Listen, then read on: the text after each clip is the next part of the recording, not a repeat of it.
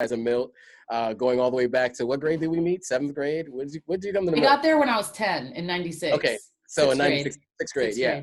And so I've known Zahraa forever. We got back in contact as adults after my cousin went to your wedding.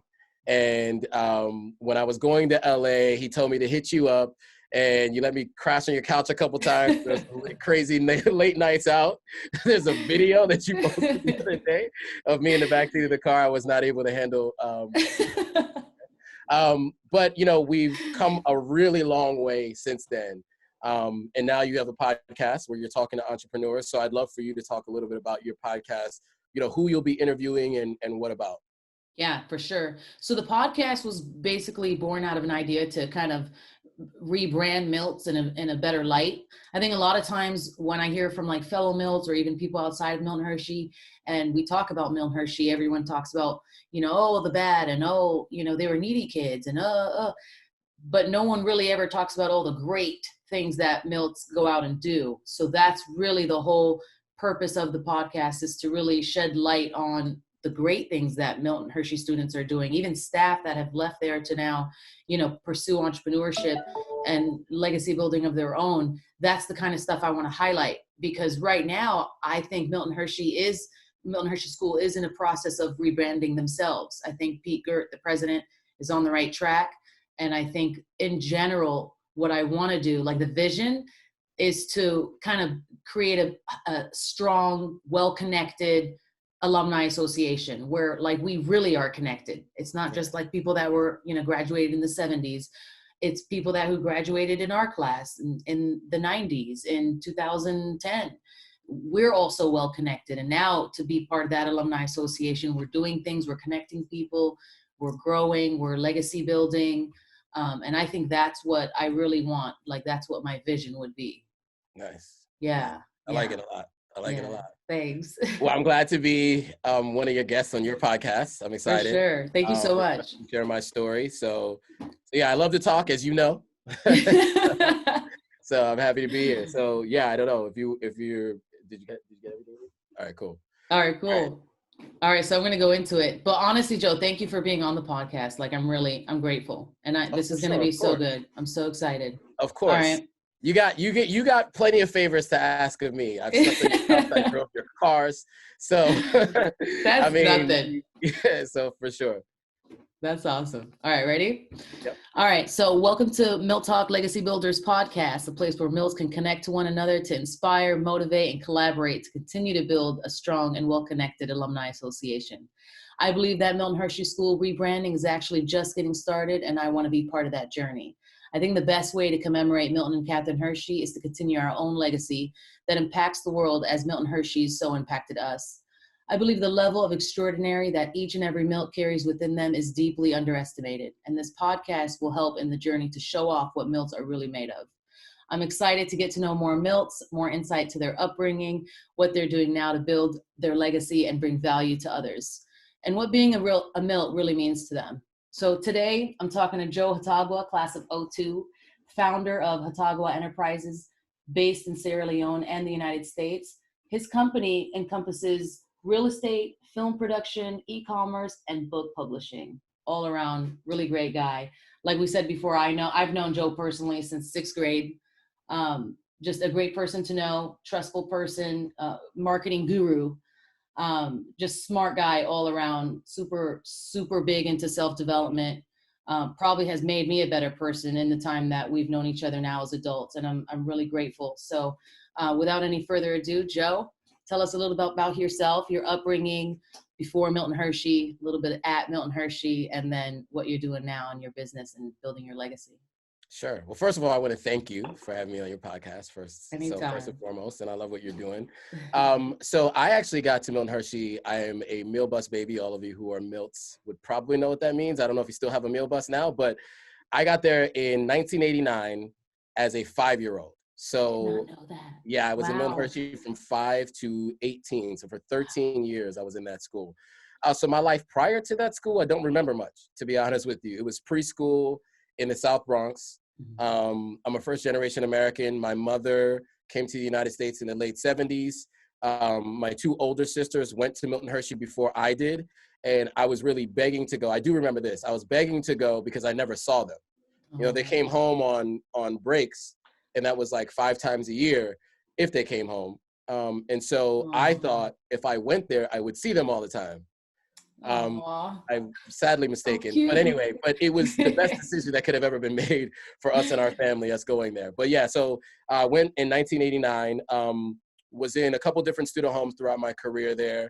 I will say my life at Milton Hershey was all around great. There are a couple things I think that built me into the person I am today. Number one, I think I learned independence being there because I got there so early. I wasn't so dependent on my mother as a 5-year-old, and also meeting new people and different kinds of people from different backgrounds. Because I had to do it so early, it forced me to deal with different cultures and different types of people. And so I think that was really helpful. But also, as I grew, I started pushing boundaries a little bit. I did get into a little bit of trouble. I think for things that most high school kids would probably get in trouble for.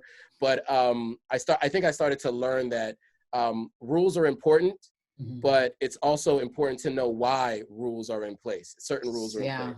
And I think that curiosity and that questioning of things made me question information I was given later on and allowed me to do more research to kind of help develop into a person who is open to learning new things, but also I'm growing a lot because I am expanding my knowledge because I question everything that was given to me initially.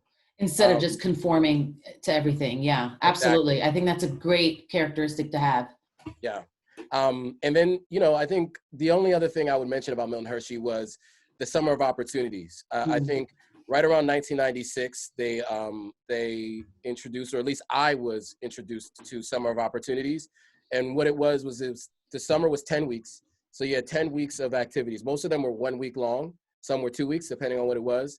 And so I do think a lot of how people have performed outside of Milton Hershey School can be directly correlated to what they did during those weekends or weeks or years. Absolutely. At Milton Hershey. I 100% agree. Yeah, so I went to, I was cultured. I went to see Les Mis on Broadway in 1997. I would never have gone to see a Broadway show because it was way too much money. My mom wasn't able to afford it. I went horseback riding. Would never do it again, but at least I know what it's like to pet a horse, to ride a horse, do that whole thing. Clean a horse.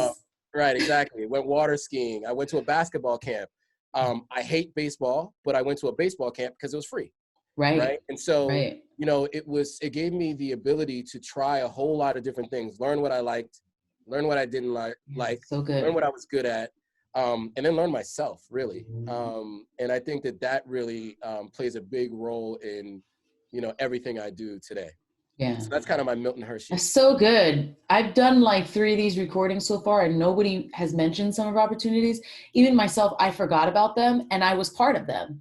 Right. And you have such a good memory, but that's so true because so much of what they did, like most kids will never even, oh, what, you did this, you did that, you did this. Like, what the hell? What didn't we do at Milton Hershey or through Milton Hershey? Like, that's so good. I wrote that down because I have to go back to that and remember all the things that I did through Summer Opportunities. That's crazy. Yeah. And well-cultured. Way to say that too. So smart. Yeah, and I want to mention something else too, because the reason why I bring that up is because after graduating Milton Hershey, because we were lucky enough to be able to go to whatever school we wanted at the time because they were paying for most of your school, I went to a private school that was really expensive. So I got to meet people whose families had a pretty high net worth.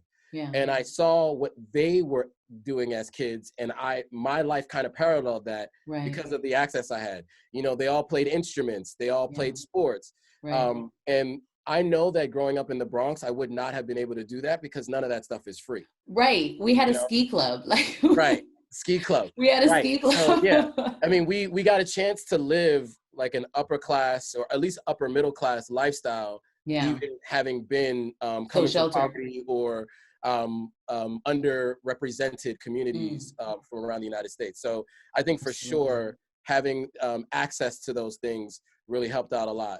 I think one of the tweaks could have been if they could have showed you how to use that access, but nonetheless, at least getting access to it and knowing that like I don't have any opportunities at home. When they introduced the name, I was like, at home I'm watching cartoons and like reruns of different shows in the afternoon, Right. and like primetime TV, and that's all I was Right. doing all day Right. long when I was at home in New York. Yeah. And in Hershey, I had opportunities. It was like the summer of opportunities. And Right. so I took that and I ran with it. So every summer after that, I stayed on campus at Milton Hershey for most of the summer at least, taking Right. advantage of the opportunities that they presented to us. That's, yeah, honestly, and that's kind of what differentiates people from the rest is how you choose to utilize something that you're given. And it's true. I think we weren't really taught the why to use it and how it's so important and look what you have and all of that.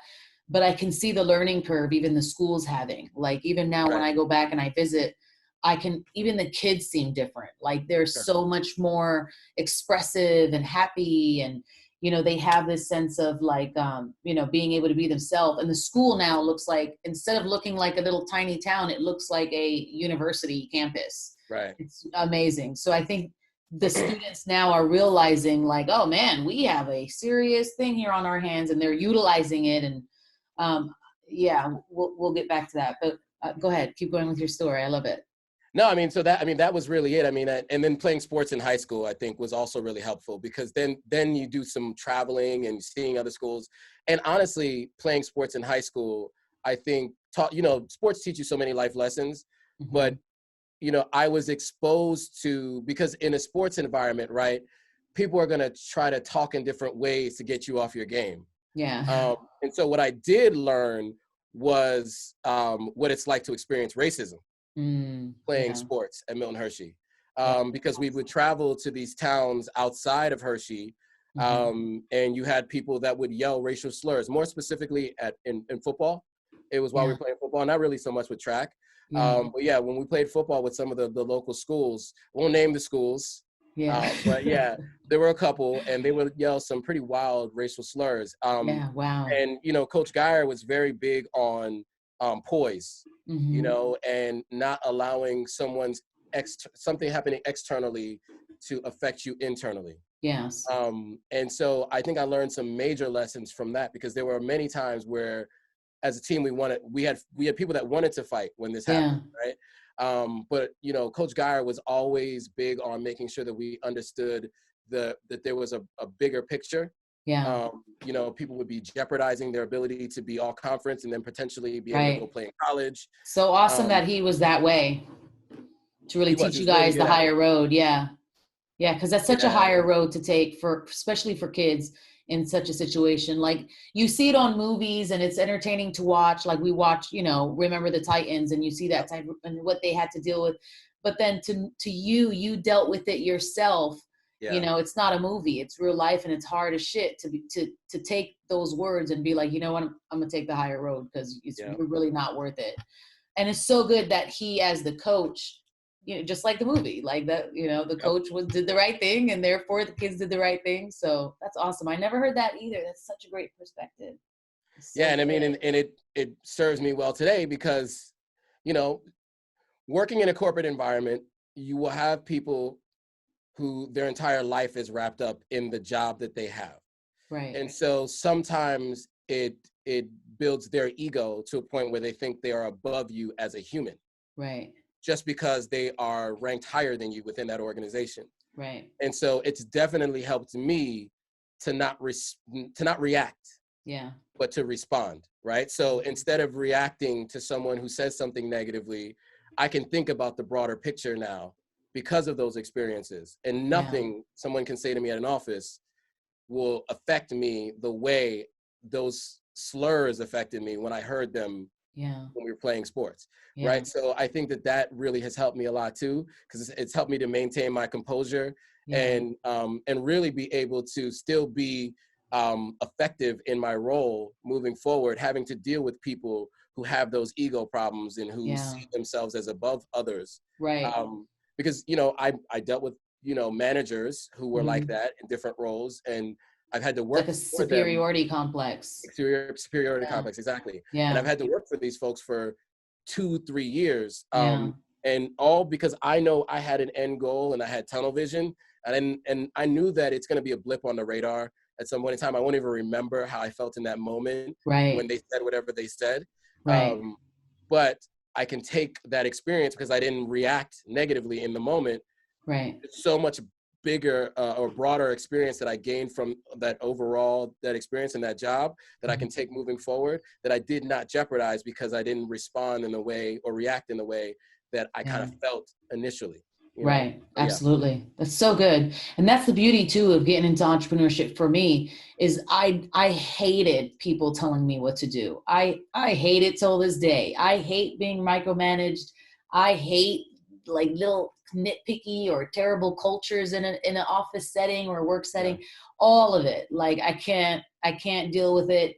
So for me, it's like, okay, can't deal with this. And I know I could do it better. Let me just go do something and create it better and create my own culture. Because it's higher level thinking. Those people, superiority complex, it's just, they unfortunately don't have that higher level thinking. They're stuck at entitlement. Right. Absolutely. That's crazy. So yeah, go on. What were you saying? Well, no, I mean, it's just those were some of the major lessons I think I learned from my experiences at Milton Hershey. You know, I think I can call back to some of the different things that happened while at school and how I'm applying it to my life today. When I first graduated, I didn't know how much this stuff affected me, what I learned at Milton Hershey. And I guess just one more thing that I will say is the fact that Milton Hershey failed so many times, right? And from 5 to 18, I heard that so much. I don't fear failure, right? Wow, I know that failure is a lesson, right? It is not a state of being, right? I don't have to be a failure. I just made a mistake or I failed or I learned something in that moment, but it's not like I'm a failure because that didn't work. You know, I have no problem being wrong.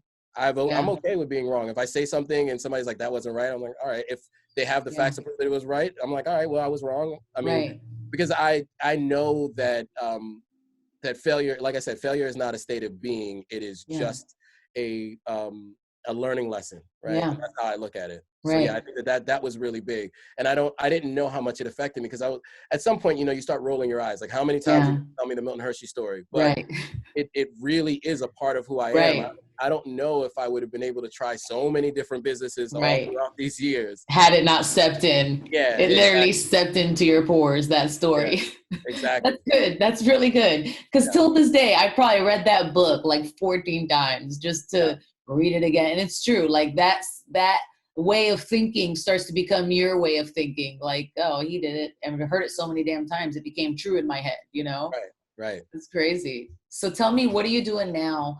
What made you even want to get into entrepreneurship? It's a good question. So I first got into entrepreneurship through network marketing in 2003. Went to a meeting. For those of you who are not familiar with network marketing, it's basically just a business model that instead of paying for advertising on TV, they have reps who use word of mouth to sell those products, right? That's the best way to describe it. There are many different things you can do to look it up, but basically that's the best way to describe it. And so it was, I was invited to a meeting by my sister, went, and it was the first time I saw people of color in large crowds, not for an athletic event, talking about business. You know what I'm saying? And I was like, wow, this is like, I've never seen anything like this before, And so that was my first introduction to entrepreneurship. And so I do credit network marketing with, because like, you tend to get on these teams where they're like, you have like 10 daily habits, right? And one of them was read every day. And I had never even read a book because, we're kind of, I don't think schoolwork was that difficult, at least the classes that I had, the teachers that I had. And so a lot of times you can get away with kind of skimming it. And maybe like, what was talked about in class, I have a pretty good memory. So if it was talked about in class, I didn't have to read it because the teacher would tell us what we read anyway. So, and then when it came time for a test, I just remembered everything the teacher told us in the class. So I didn't ever read a book front to cover until 19 years old. And it was Rich Dad Poor Dad. That was the first book that I ever read, Rich Dad Poor Dad. And so there's a lot of things discussed there, entrepreneurship, passive income, assets, liabilities, those kinds of things. So from that point on, I always knew that even if I was going to be working, I I would always have a business outside of that and build residual income. Yes. And so that was my introduction. And so there are many different pivots, I'll say, I've made, where I've had different types of businesses where they've never really gotten off the ground. Some have, and I've had varying levels of success in different businesses. But I will always be an entrepreneur no matter what else I'm doing. Because as you mentioned, being able to be my own boss, having time freedom and financial freedom is the ultimate goal. Yeah, and so absolutely. you'll never get paid what you're worth in a job. So you have to build your own. Yeah, absolutely. I agree. So tell me, you said your business entails real estate, film production, e-commerce, book publishing, and it's based not only in the United States, but in Sierra Leone, West Africa. So I want to hear all about that, discuss all those things, and then tell me especially about, you having a base out in Sierra Leone and West Africa and what you're wanting to do there.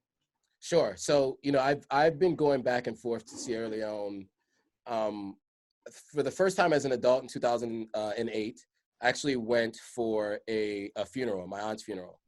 And that was a very impactful trip because it was during a financial crisis. So I was actually forced into entrepreneurship for the first time without having a job to help. But that's another story we'll talk about a little later. But while I'm in Sierra Leone,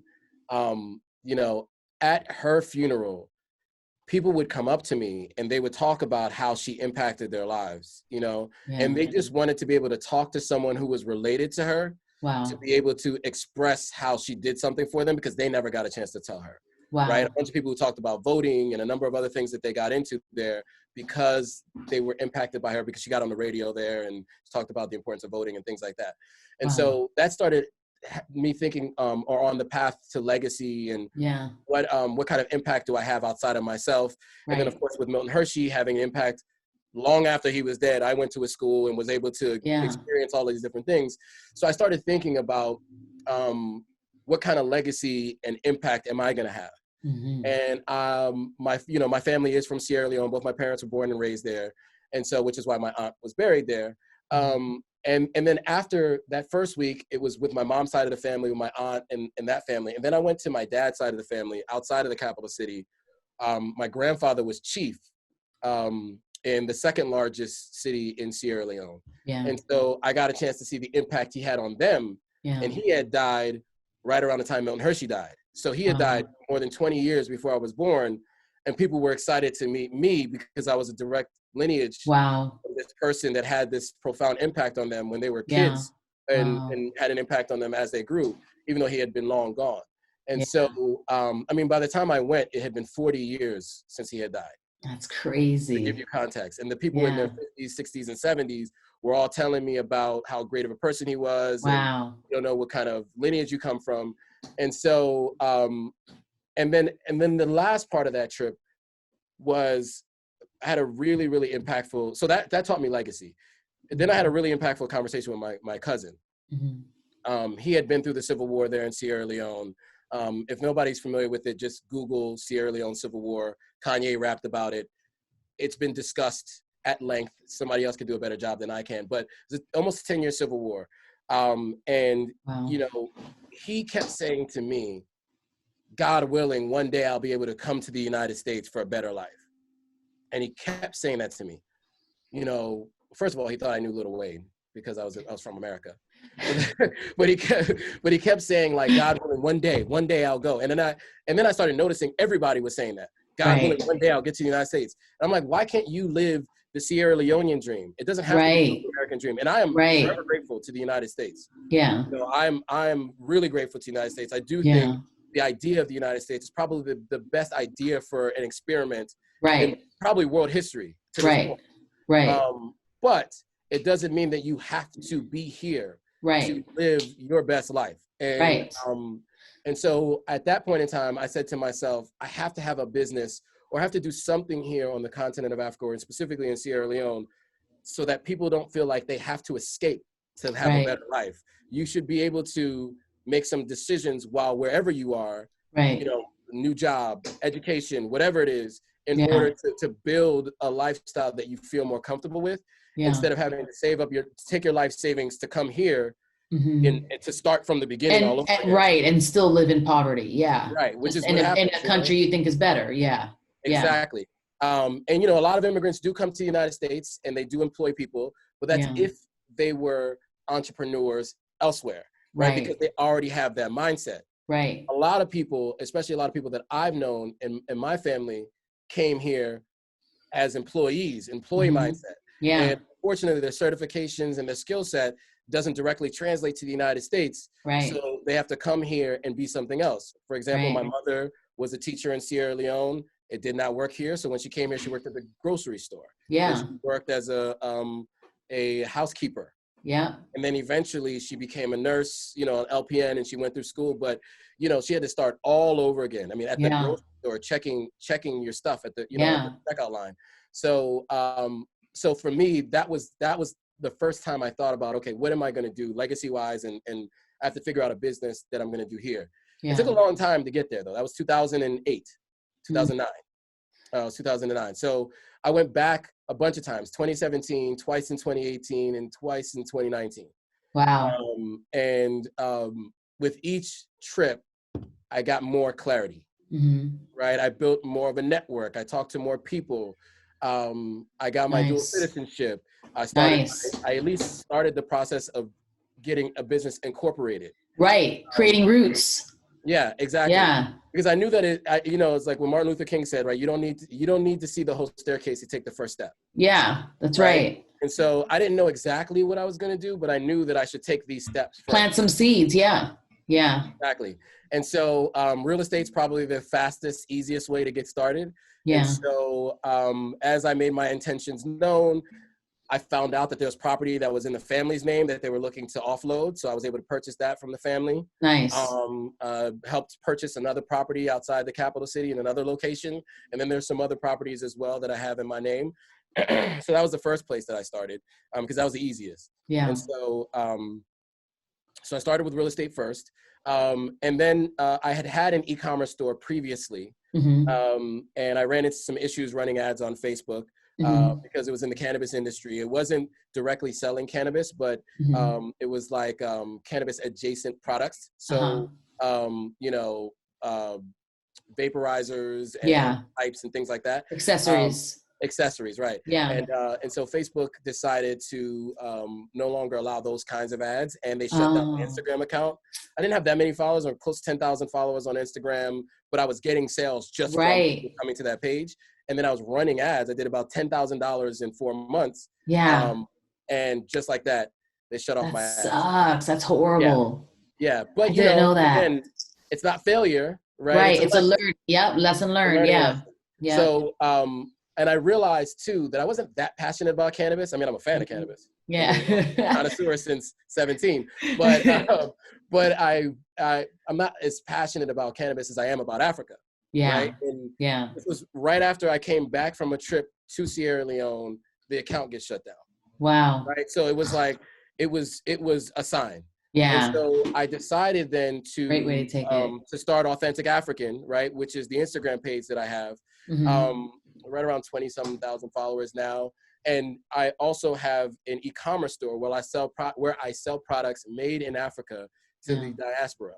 Nice. So that's everything from masks to like laundry baskets to lotions, you know, facial creams, hair products, anything, not clothes yet because I couldn't find a good quality distributor yet, but anything that's high quality, African made, fair trade, African handmade. That's awesome. What I'm selling on my store. And so, so that's the e-commerce business, and that's based in Sierra Leone. So, you know, I incorporated my business of a limited corporation in Sierra Leone, and the real estate and the e-commerce business are under that umbrella. Nice. So, so that's that business. The other two is production. So, and I will say this. At some point, I decided that I was going to invest time, energy, effort, and then eventually finances in African entrepreneurs or underrepresented entrepreneurs, underrepresented and minority entrepreneurs. Yeah. And so my cousin is an actor / director, writer now, producer now as well. Yeah. And he told me that he was working on a project. And, you know, as you know, I was a marketing major in college. In my professional career, I've helped Fortune 500 brands find their customers online, whether that's on mobile devices, on websites, and then later at Hulu, helping them find the customers of people watching Hulu. Yeah. And so that's always been my career. So he asked me if I could help him raise money for the Indiegogo campaign that he was doing to finance the short film he was going to direct. Yeah. And so that was kind of the first time I got my hands on a project and got involved in producing a short film. Yeah. And so so we produced that short film. We were in 17 film festivals over the last 18 months. You know, we won a couple of awards, which has been great. It was an Oscar qualifier. We didn't get in. Wow, how fun. How crazy. So that was exciting. And then another short film that I produced with him, we screened it at the Cannes Film Festival last year, which is like one of the major film festivals that people might know about. It's in Cannes, France, however you say it. I say Cannes Film Festival, but I guess it's Cannes Film Festival. Tomato. Right, exactly. But so we screened at that film festival as well. So that's the production business. And so nice. Right now we are in the middle of you know, we've already shot the short film. We're still kind of in festival season. Mm-hmm. Once it's out of festivals, we can like let it be seen by the broader public. And we are looking for distribution on the short film. And then we have just completed the feature-length script. So we're going to use that as a case study to raise money for the feature film. So wow, nice. 20-minute movie now, it will be an hour and a half, 2-hour movie once we are able to get the funding. And so that will be the other part that I help with is getting funding. So that's kind of how I work as like an advisor / producer on that. And then because I'm creating so much content, I decided that I'm also going to publish a lot of the content that I've created and or come across that I have the rights to resell. Yeah. And so I found a course on it. And so I decided to take this course. It's on everything from publishing on Amazon Audible or Kindle publishing and many other places that you can publish books. And so because books are kind of what helped change my life once I got out of Milton Hershey, I want to do the same for others, right? And start publishing books to help educate others. So, you know, it's so funny when you were saying that, I just had a vision of when we were back in Cali and you were telling me about this other course you were doing for marketing, and you spent like $1,800 or something on that course. And I just thought to myself, like, that's what I love about Joe. Like, he puts his money where his self-development is. Like most people would be like, what, $1,800 for a course? But since I've known you now in our adult life, that's one thing that I've seen is you really do invest in yourself and your self-development, your courses, whatever you want to learn, you will go spend it, learn it, do it. And that's such a good characteristic to have. So when you said that, I was like, of course he spent money on another course to better himself. Like, that's absolutely. That's you got to spend money to make money. I didn't really understand what it meant. And there are a lot of different meanings for it, but I think one of them is pay for your education. It does not stop at 4 years of college or an MBA, PhD, whatever you get, or high school. It's ongoing. Lifelong education is super important. And so, I mean, and I also learned that through network marketing. And so once I knew that nothing worth having comes easy or is free, I know that I have to pay for the real information that'll help me build these businesses. And so anytime I am pursuing a new venture or trying to level up in that venture, I'm buying more courses, paying for more consulting. I also personally pay for one-on-one coaching with an e-commerce consultant. I actually had my second call earlier today. But so I've always said that you have to invest in yourself and specifically your education. But one thing I will say beyond that is it just can't be just paying for the education. You have to apply what you learn. Yes. You know, 100%. Most people, they just want to gather their shit and just sit on it and not apply anything, but you must go apply it. Otherwise you're just buying shit. And apply it consistently over time. And that's the other thing too. And that was the challenge I had when I was younger is I bought a lot of courses, I'd get all excited and not apply it. Right. Right. And so I was like ignorance on fire, right? Yeah. Just but like I didn't do anything about it. So Yeah. eventually I started buying courses and actually applying it, and then starting to see results. And so Yeah. then it was like reinforcing that, just buy more, Yes. obviously. Yeah. And not every course, I mean, that $1,800 course that I told you about, maybe 2% of it was useful. Right. Um, Right. and I think most people might be like, man, that was BS. I paid $1,800, but Right. honestly, that 2% I still use today, right? You're I right. mean, Yeah. That's right. so I think, as long as you can get something from it and you can apply it, pay it. Exactly. Yeah. Yeah. Do your research first, though. Don't just give your money to some guy on the internet. Right. Throw that out Right. there first, but Right. do your research first. But yeah. So that's where. So that's the 4 pillars of the business. Eventually, I'd like to get into specifically investing. As I mentioned, finances aren't there yet because it's tied up in so many other places. But eventually, I'd like to build a venture capital fund with other high net worth individuals, pool their money together, and then start investing in entrepreneurs who are advancing, civilization and the everyday lives of Africans, period. Absolutely. Yeah. So yeah, that's the goal. That's awesome. And it's so good to see how clear you are on your vision.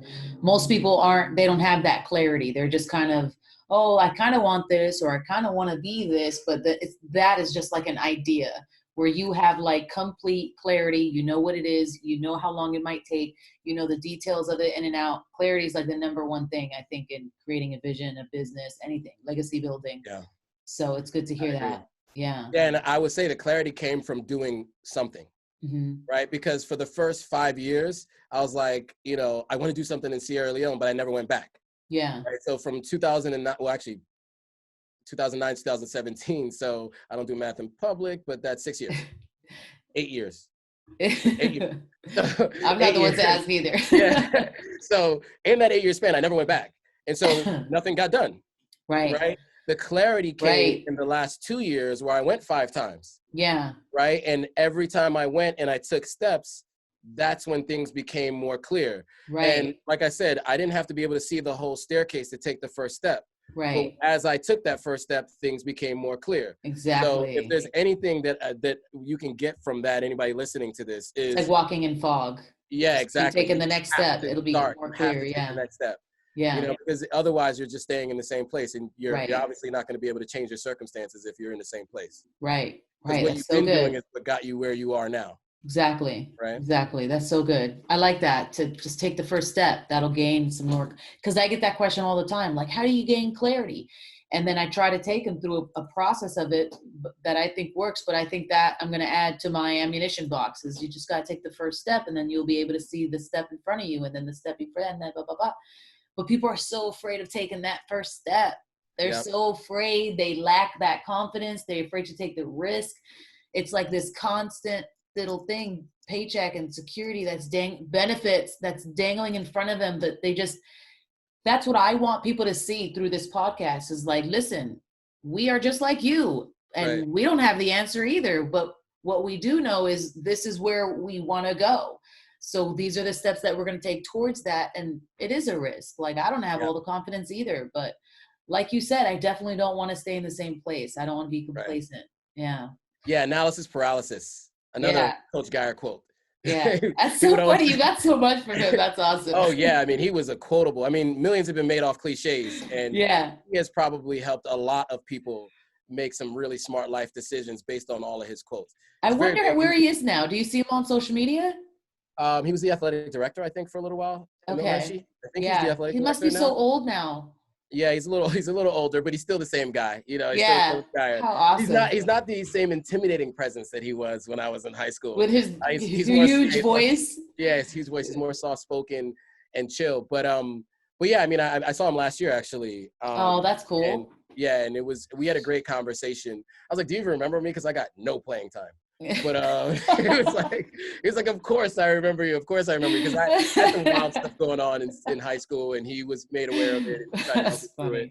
So I definitely remember you. Yes, I remember. That's awesome. Yeah, it was really good though. It was really good having a conversation with him.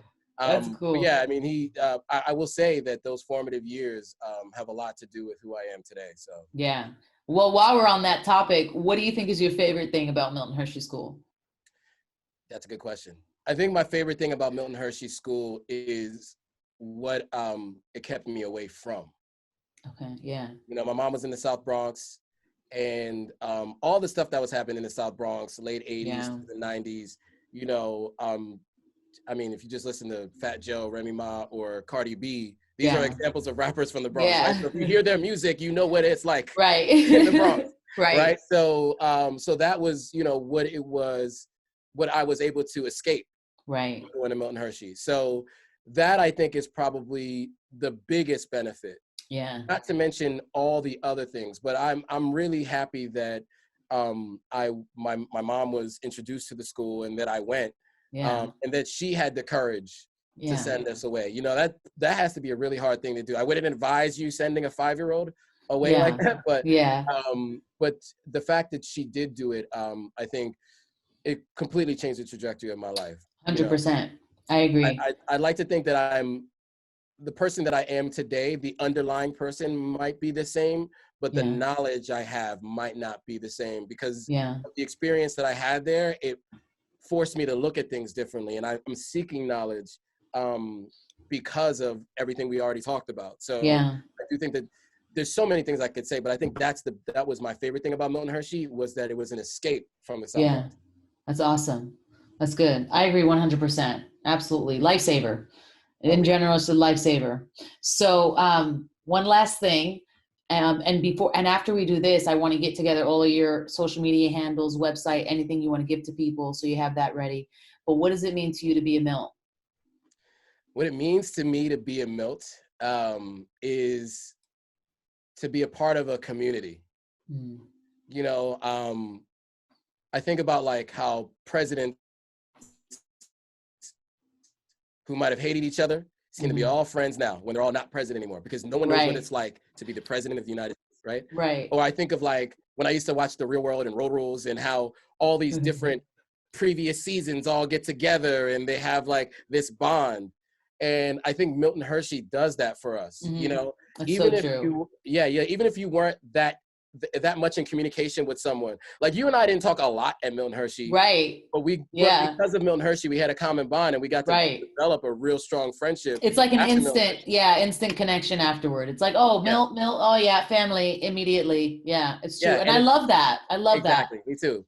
And it's family. That's what it means to be a Milt. Is, you know, it's funny, right? Because he started the school for orphan white boys who didn't have families. Right.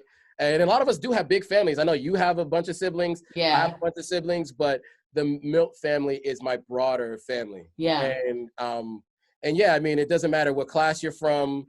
You know, I was doing business with a guy who works at Equifax, who was class of 80. He was class of like 87. So I wasn't in Milton Hershey yet. And I'm class of 2002, right? So that there's a huge difference. But that one fact brought us together. He told me he was a Milt when he reached out to me on LinkedIn, and working at Hulu, everybody reached out to me on LinkedIn. But when a Milt does, I'm way more quick to respond. You know? That's awesome. I love that. And that's what connecting more of us together in this alumni associate, that's what it's going to do. Like that's what I want. I want it to be like, oh, you're Milt. Oh, what can we do together? Oh, you need this. Oh, let me hook you up with this, and blah, blah, blah. And then it's like a huge sorority or whatever the hell you call those things. I wasn't part of that in college, but it's that same idea, but, you know, high school, and creating, you know, something kind of like that on the strength of that.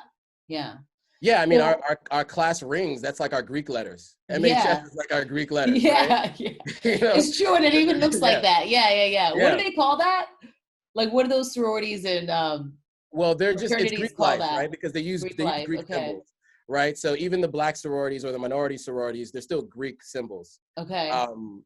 See, I don't even know the history of sororities. I can't even talk about the origins because I don't know. I didn't pledge, so I don't know. Yeah, me either. I know that they have these really big networks. And so that's what I do know. For us. Exactly. Yeah.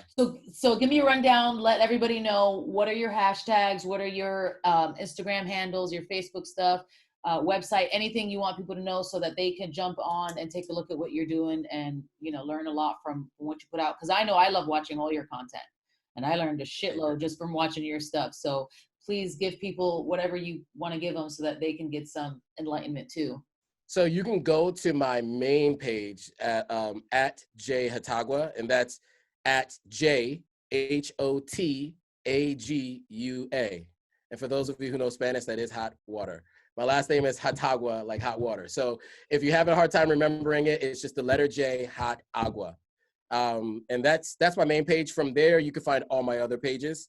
And since that stuff changes from time to time, because I do make pivots in my business, as we talked, I'll just leave it at that. And so that if you go there, you'll be able to see what I'm working on at that point in time. Smart. Nice. Awesome. Well, thank you so much, Joe, for being on this for me. I'm actually going to put this out probably in the next week because I'm just so damn excited for people to hear your stuff.